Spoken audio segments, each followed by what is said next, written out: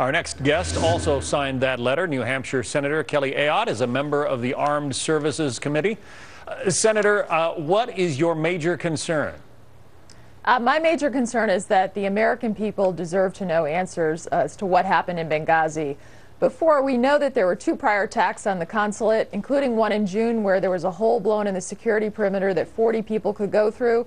The British ambassador was attacked, and in fact, his convoy and our people went and helped him actually 20 minutes after the attack. Then they were sent away, meaning we didn't keep adequate security at our consulate. So the British left, the French left, the Red Cross left. Why wasn't our consulate secured?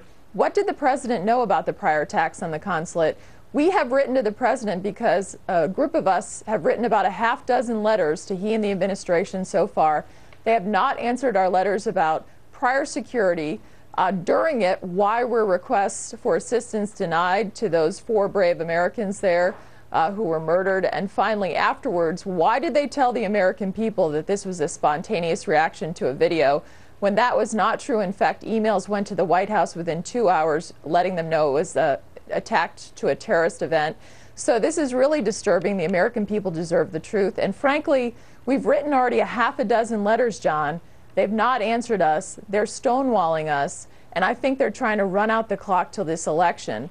And by the way, this is not a Republican issue. This is about the American people knowing the truth when 4 brave Americans have been murdered. Well, I'll get to the politics of it in just a minute, but I wanted to ask you this question because Senator McCain made a point this morning that really struck me. He said, you know, a year and a half ago, not quite, when that top secret raid took out Osama bin Laden, within less than 24 hours, we knew everything about it. We knew things we probably shouldn't have known or didn't need to know, and we knew all about it.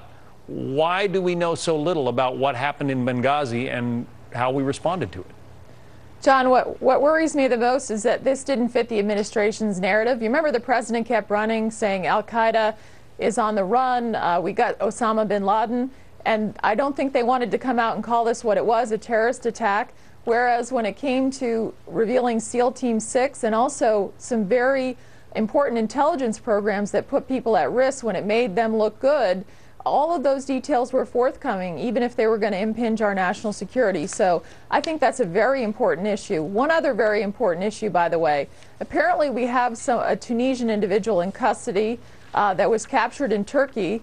My colleague Lindsey Graham just wrote a letter to the Tunisian ambassador asking that we get access to that individual. Apparently, we haven't had access to the person who's been identified in the video as having been at the consulate during the attack. You, Senator Graham, Senator McCain, and Senator Ron Johnson all signed this letter, all Republicans. Democrats often say that Republicans are using this, politicizing national security over this Benghazi attack. Your response?